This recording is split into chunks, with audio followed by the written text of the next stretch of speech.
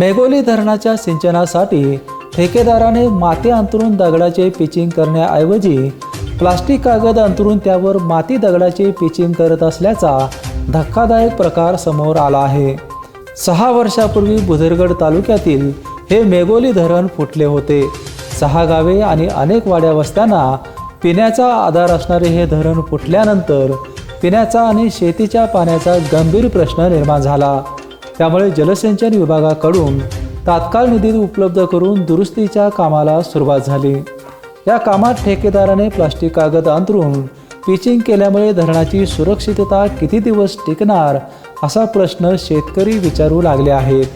चुकीच्या पद्धतीने काम करून जलसिंचन विभाग पुन्हा ग्रामस्थांच्या जीवाशी खेळत असल्याचा आरोप स्वाभिमानी शेतकरी संघटना आणि मेघोली धरण कृती समितीने केला आहे।